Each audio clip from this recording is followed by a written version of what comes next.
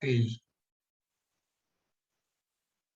¿qué tal? Buenos días. Soy el doctor Rodrigo Hernández Mora, soy gastroenterólogo pediatra, soy egresado del Instituto Nacional de Pediatría y actualmente laboro en el Hospital para el Niño Poblano y en el Hospital Ángeles de Puebla. El día de hoy vengo a darles la clase de reflujo gastroesofágico. ¿Cuáles son los objetivos de esta clase?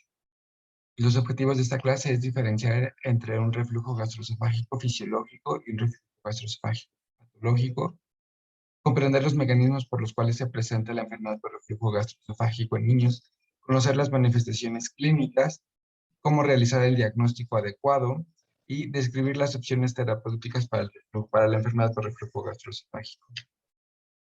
Ok, entonces vamos a empezar a definir algunos términos que son importantes tener el concepto bien establecido a lo largo de la plática. El primero es establecer qué es un reflujo gastroesofágico o qué es el reflujo gastroesofágico.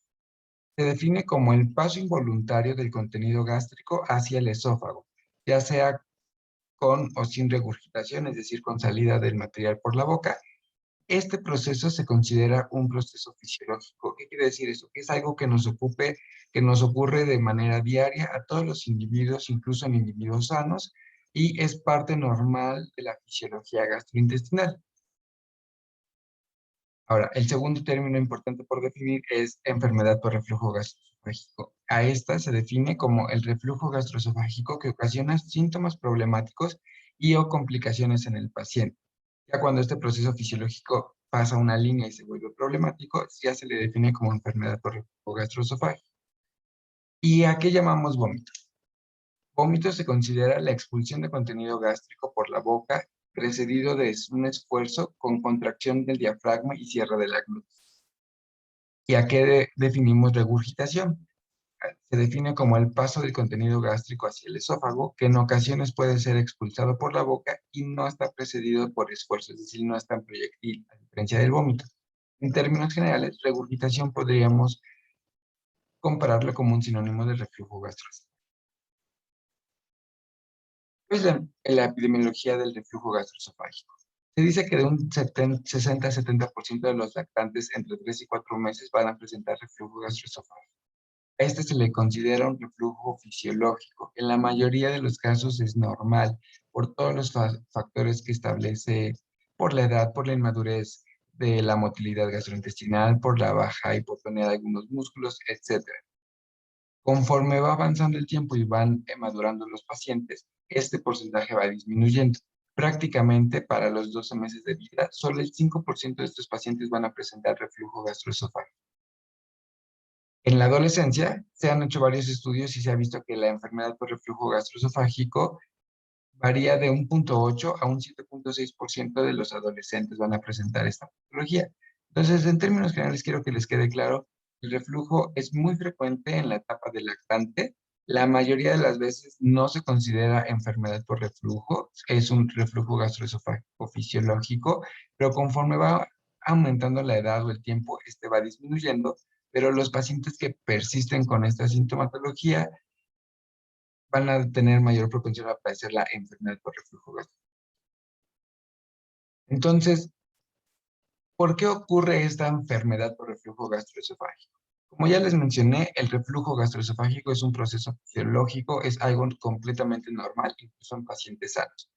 Como tal, como es algo fisiológico y cotidiano, el organismo, nuestro cuerpo está capacitado, tiene algunos mecanismos para compensar este reflujo, ¿ok? Entonces, cuando estos mecanismos están alterados o el reflujo sobrepasa su mecanismo de protección, se llega a presentar la enfermedad por reflujo gastroesofágico.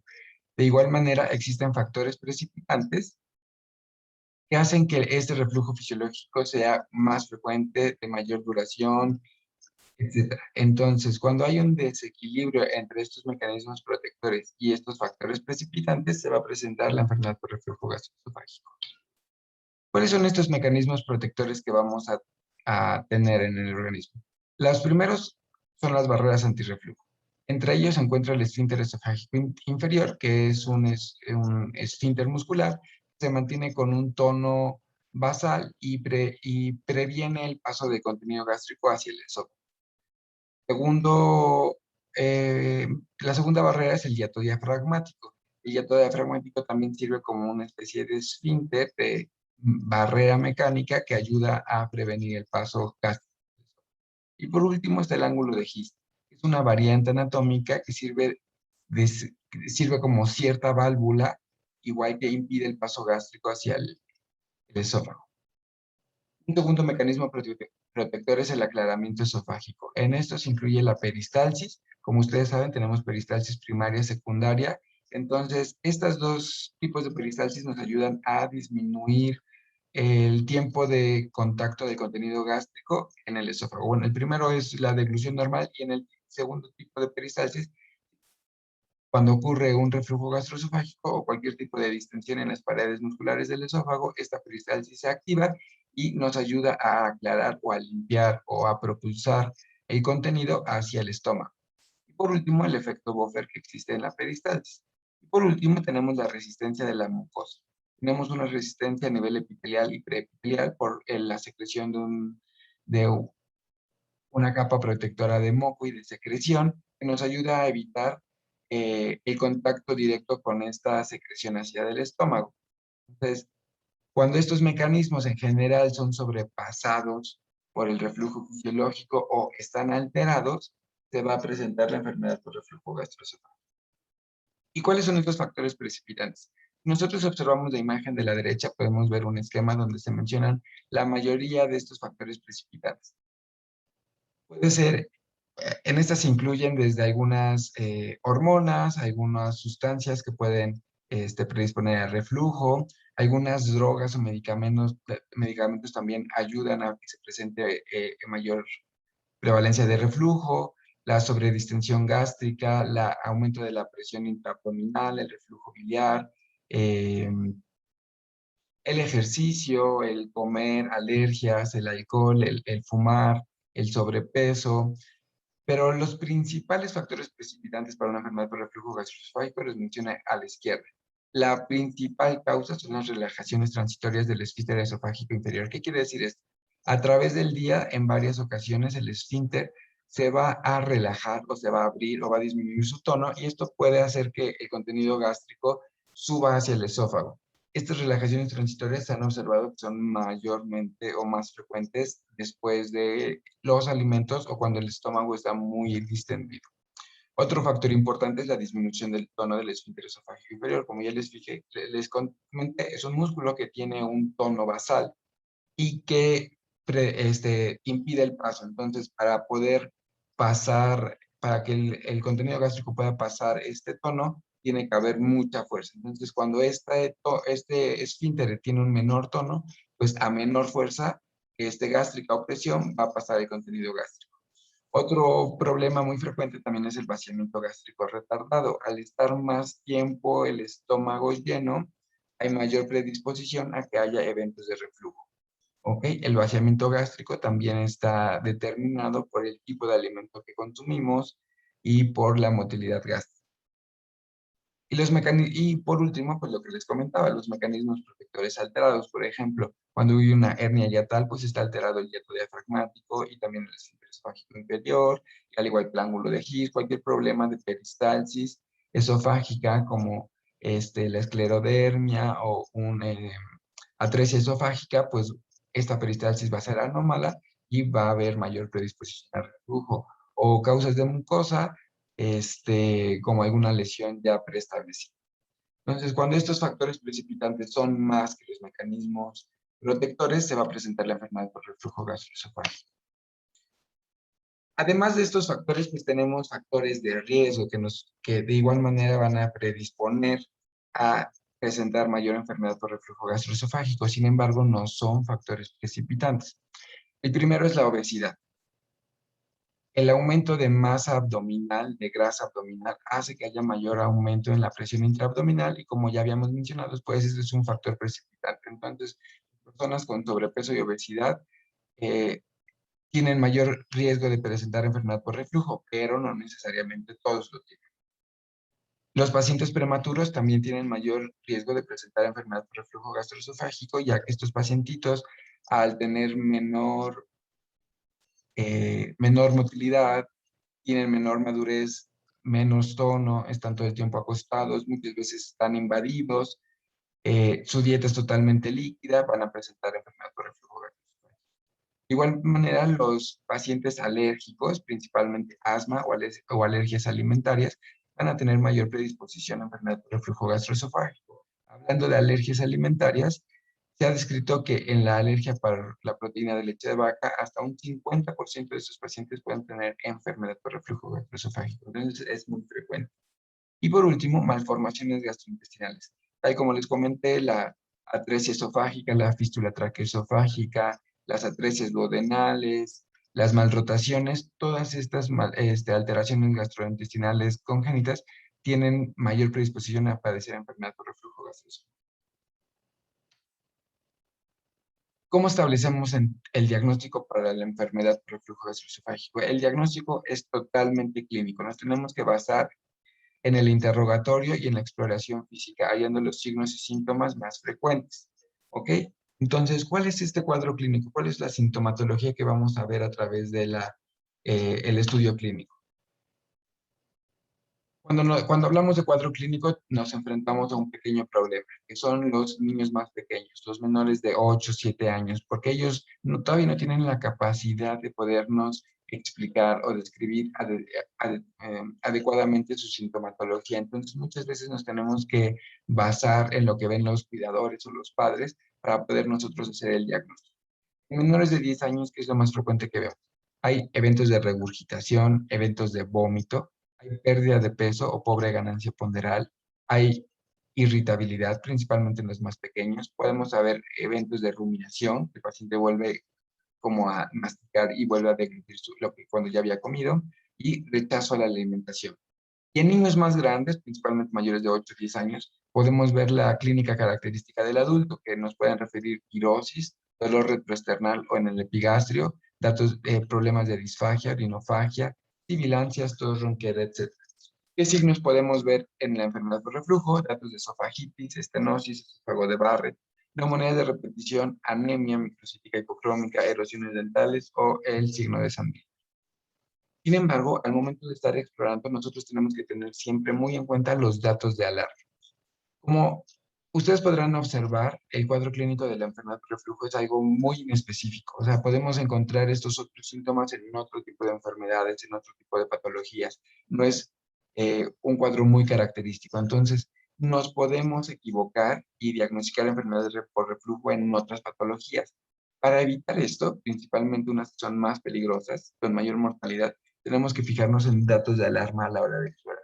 Pacientes que presentan vómito biliar, sangrado de tubo digestivo, vómito, falla totalmente desnutridos, diarrea o estreñimiento, hepatosplenomegalia, letargia, bombamiento de la fontanela, macrocefalia, presencia de convulsiones, sospechar de síndromes genéticos o metabólicos, siempre tenemos que estar alerta. Yo les recomendaría que siempre que vayan a establecer el diagnóstico por enfermedad por reflujo en cualquiera de sus pacientes, siempre se pregunten si no se les está escapando alguno de estos signos que les haga sospechar de nuevo. Por lo tanto, el diagnóstico diferencial siempre nos tenemos que enfocar entre diferenciar si es un reflujo gastroesofágico fisiológico o es un vómito o algo de mayor importancia. ¿Qué diagnósticos diferenciales tenemos que tener siempre en mente?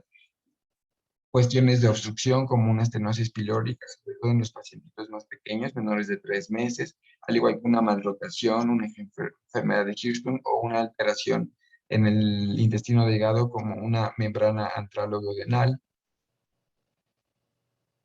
Desde una gastroenteritis, una simple infección gastrointestinal nos puede dar un cuadro característico de esto, una úlcera péptica, una enfermedad inflamatoria intestinal, una pancreatitis, datos neurológicos como un tumor intracraneal, un sangrado, una hipertensión intracraneal, una infección del sistema nervioso, cuadros de infección, por ejemplo, en la sepsis, como ustedes recordarán, en pequeños muy prematuros o en los recién nacidos, el presentar vómito o rechazo a la vía oral es un dato temprano de infección en ellos, un cuadro de meningitis, de infección de vías urinarias, cualquier infección respiratoria te puede dar vómito, un cuadro de hepatitis, cosas metabólicas como la galactosemia, defectos en el ciclo de la urea, de acidemias orgánicas, alteraciones renales, una insuficiencia renal, causas obstructivas, intoxicaciones por hierro, vitaminas, algunos medicamentos, cardíaca y otras patologías. Entonces,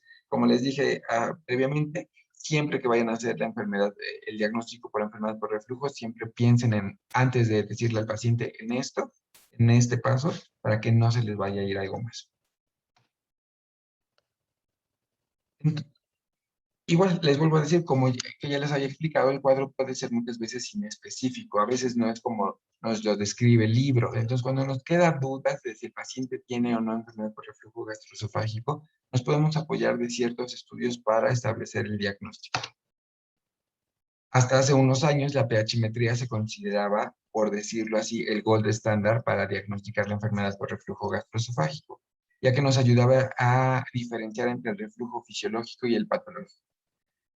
Las indicaciones de una pH-metría era para evaluar la respuesta a un tratamiento farmacológico, correlacionar los síntomas persistentes con los episodios de reflujo y, sobre todo, correlacionar los síntomas con los episodios de reflujo ácido.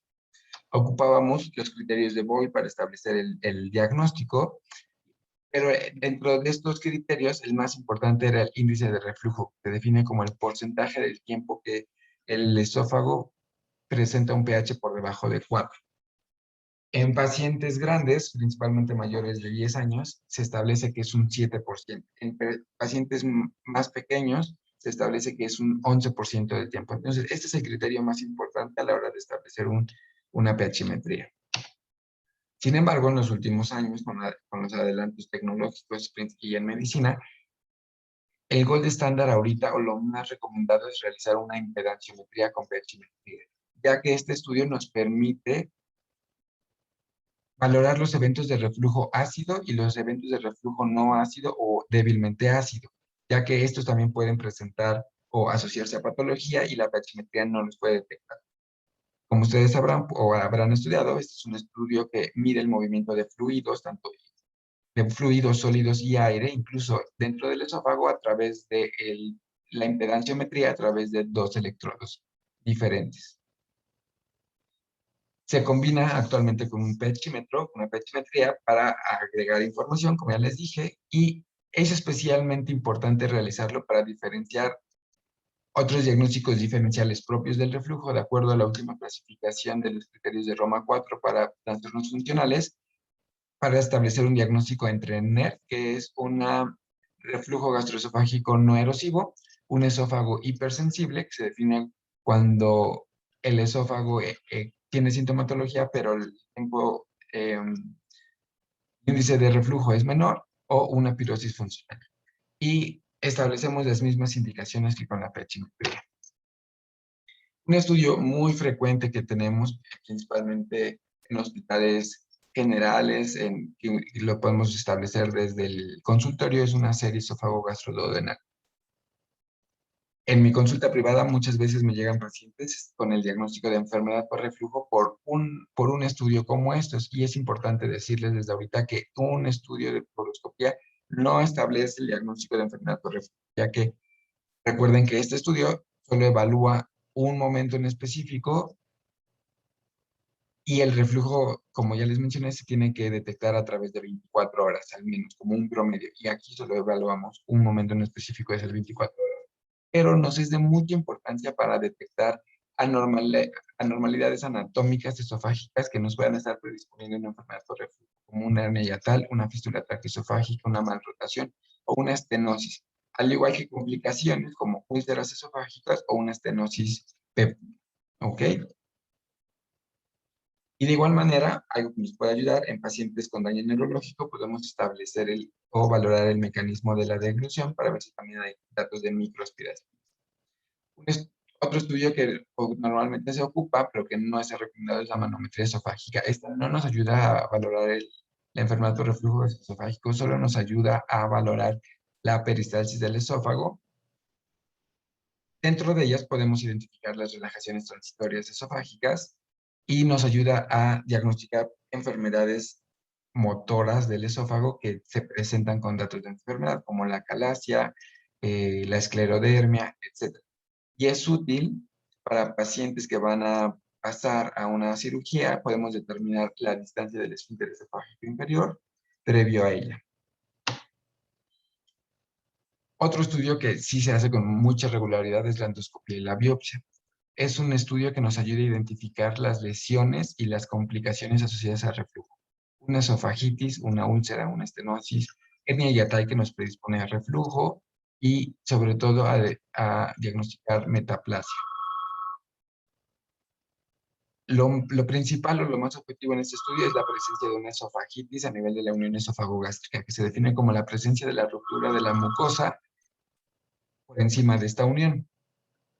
De igual manera nos ayuda a presentar, bueno, entonces siempre cuando hacemos una endoscopía si encontramos datos de una esofagitis, prácticamente tenemos establecido el diagnóstico de enfermedad por reflujo. Pero muchas de las veces podemos meter a un paciente con datos clínicos y una endoscopía normal, pero no necesariamente significa que no tenga reflujo, ¿ok? Porque para esto siempre tenemos que tomar biopsias. Entonces, un paciente con enfermedad por reflujo puede tener una endoscopía normal, pero al momento de tomar biopsias podemos encontrar datos compatibles de enfermedad por reflujo. ¿Qué podemos encontrar? Eosinofilia, elongación de las papilas, hiperplasia basal y esponjiosis. De igual manera, nos ayuda a determinar diagnósticos diferenciales, como una enfermedad de Crohn, es una esófago con enfermedad eosinofílica, alergias alimentarias. La medicina nuclear, como la gamma-grama gástrico, nos ayuda principalmente a valorar el vaciamiento gástrico y datos de microaspiración, pero no diagnostica enfermedad por reflujo. Y el ultrasonido gástrico, aunque es dependiente del operador, solo se establece en menores de 6 meses, perdón, para valorar igual el vaciamiento gástrico, pero no hay datos objetivos para eso. Y por último, el análisis de fluidos y la prueba terapéutica. Del análisis de fluidos es hacer una broncoscopía, hacer un lavado bronquial, y si encontramos hallazgos de pepsina, lactosa o macrófagos llenos de lípidos, daríamos por hecho que serían datos de microaspiraciones por reflujo. Sin embargo, tampoco hay estudios que validen esta prueba como algo diagnóstico. Y por último, la prueba terapéutica con inhibidores de bomba de protones. Sin embargo, vamos a hablar de esto más adelante. Bueno, entonces, por último, como ya les dije, cuando tenemos el cuadro clínico y con la exploración y con la historia clínica no podemos establecer el diagnóstico, podemos hacer uso de estos estudios de imagen o de endoscopía para establecer el diagnóstico, pero no a todos los pacientes se les tiene que hacer, es dependiente de cada caso, ¿está bien? Y por último, vamos a llegar al tratamiento. Ya establecimos el diagnóstico, ya sea de manera clínica o nos apoyamos con algún tipo de estudio y descartamos cualquier diagnóstico diferencial. Entonces, ¿qué vamos a hacer con estos pacientes? ¿Cuál es el objetivo del tratamiento? Uno, mejorar las condiciones los factores que condicionan el reflujo. Si encontramos algún factor precipitante, tratar de mejorar. Evitar las complicaciones de la enfermedad por reflujo. Disminuir la ansiedad familiar. Muchas veces, sobre todo en los más pequeñitos, cuando son los primeros, es la primera gesta, los papás van a llegar al consultorio muy angustiados por estos eventos de reflujo. Y luego es más la angustia o la ansiedad de la mamá o del papá que los eventos de reflujo que llega a tener el paciente. Entonces, es parte del tratamiento tranquilizar a los papás. Y por último, asegurar una nutrición óptima del paciente. ¿Qué es lo primero que tenemos que establecer de acuerdo a los guías? Son cambios en el estilo de vida. Hay varios pasos que podemos hacer. Primero es ajustar la frecuencia y cantidad de la dieta.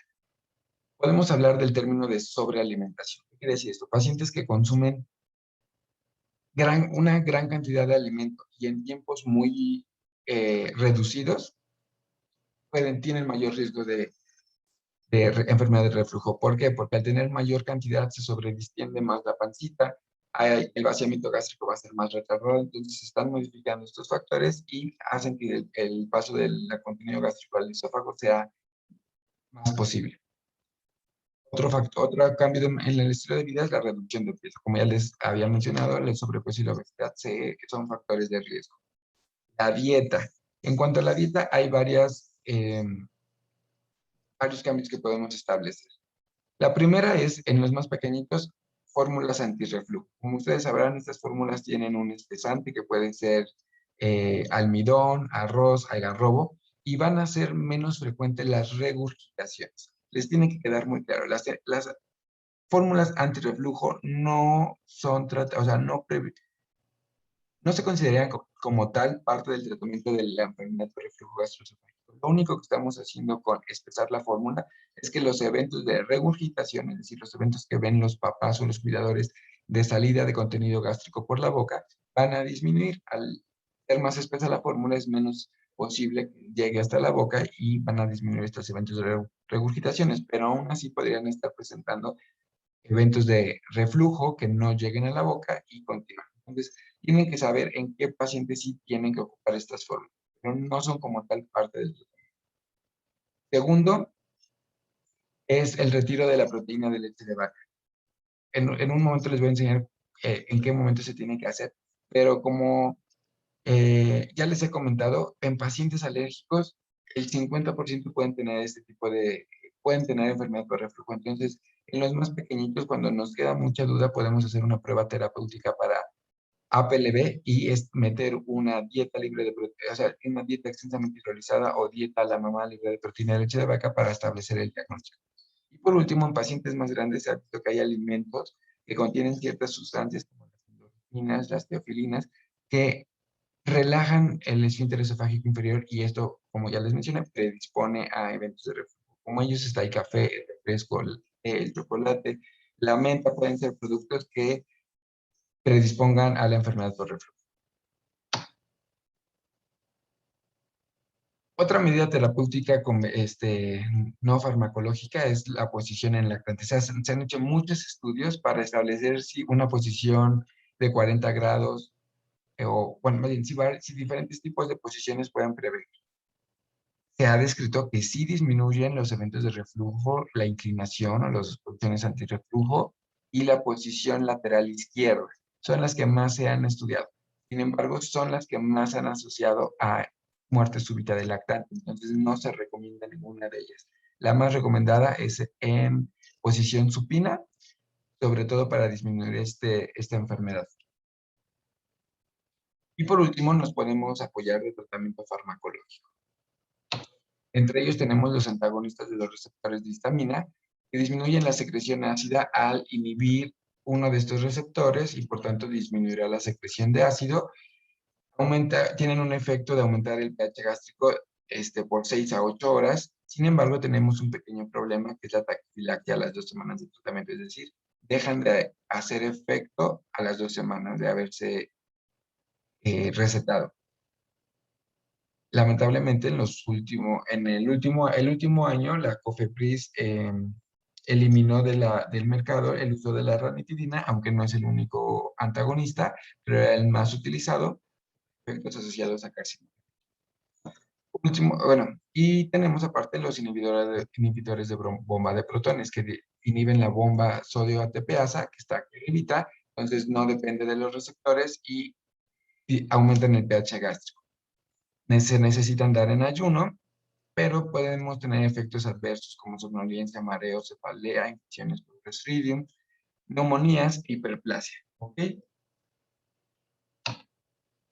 Tenemos los procinéticos como la cisaprida, que es un agonista serotoninérgico, incrementa el tono del esfínter esofágico inferior y las amplitudes de las contracciones esofágicas, aumenta la coordinación antropilórica y disminuye el índice de reflujo. Sin embargo, el mayor evento adverso es la prolongación del intervalo QT, y de hecho en Estados Unidos la FDA la tiene prohibida. La metoclopramida es otro agente colinérgico que igualmente aumenta el tono del esfínter esofágico inferior y disminuye las contracciones esofágicas y coordina la actividad muscular gástrica y pilórica. No se debe usar en menores de 1 año debido al riesgo de movimientos extrapiramidales y todavía no hay suficiente evidencia científica que lo apoye. Y por último tenemos el uso de antiácidos y sulfato.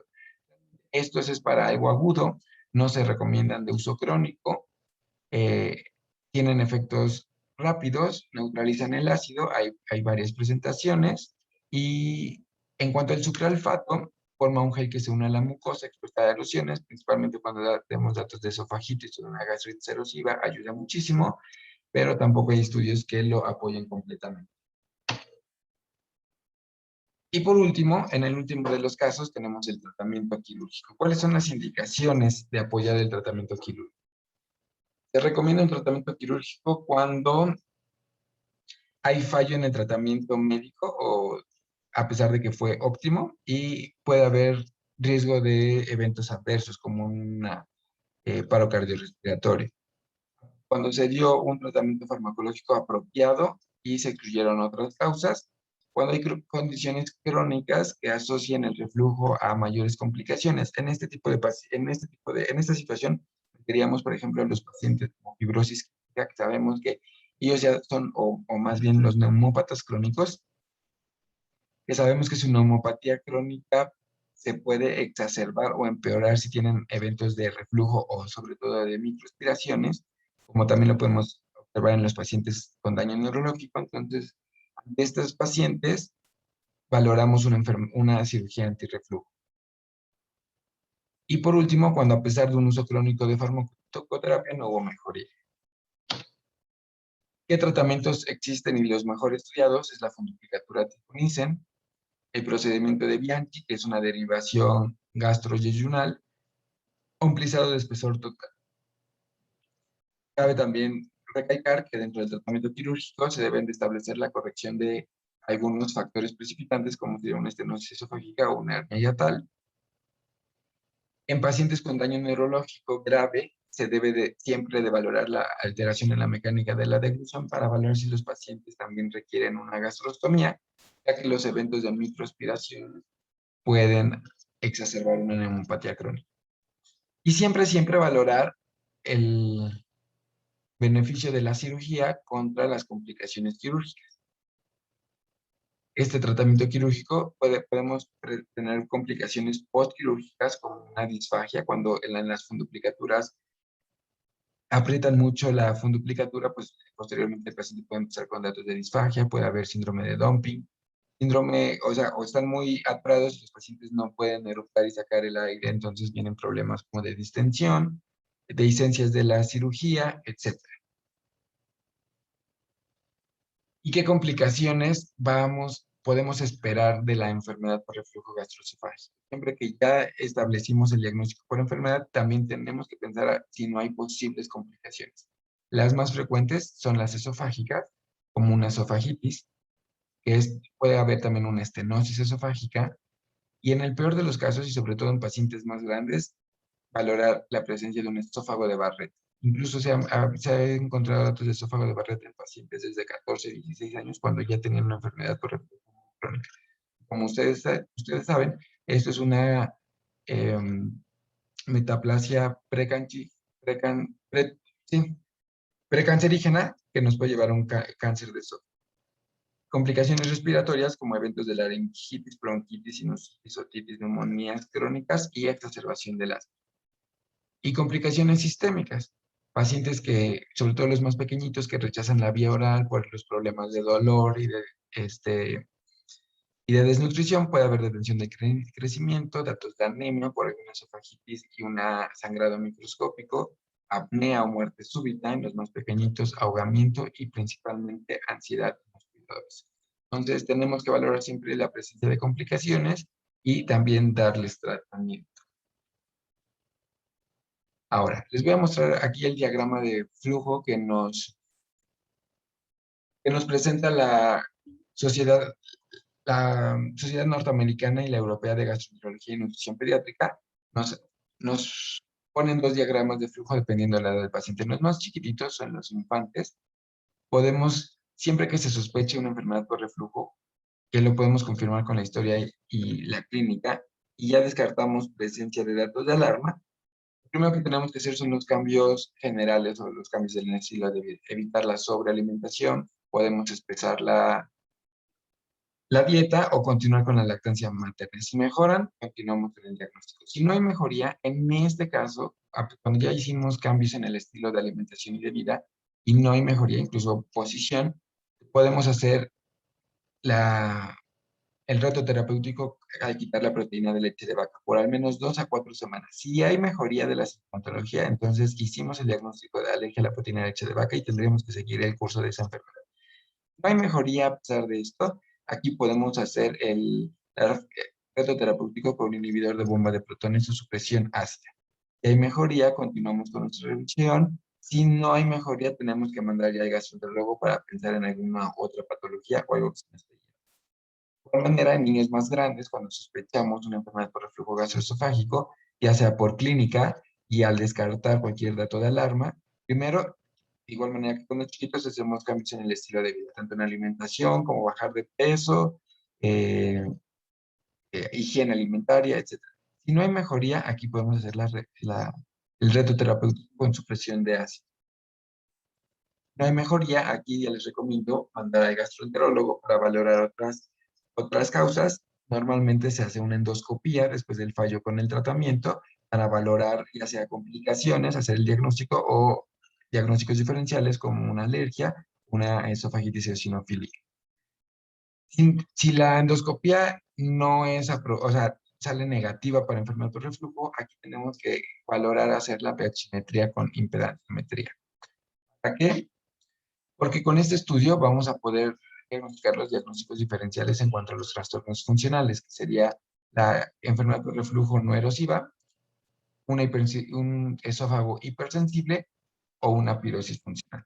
Entonces, esto es el algoritmo que normalmente tenemos que seguir. Ustedes ahorita que son pediatras, lo único que tienen que saber es llegar hasta aquí. Realmente yo les recomendaría que si hacen el diagnóstico y hacen cambios en la dieta y pueden o no hacer la supresión ácida y mejoría, es ahí cuando tenemos que mandar al gastroenterólogo pediatra. De igual manera, si son pacientes con factores de riesgo, desde ese momento yo les recomendaría enviarlos con nosotros para poderles dar un mejor tratamiento. Espero que les haya quedado claro, que hayan entendido un poquito mejor el por qué se da la enfermedad y una vez ya entendido esto, ustedes van a poder diagnosticarlo de mejor manera y por consiguiente dar un mejor tratamiento.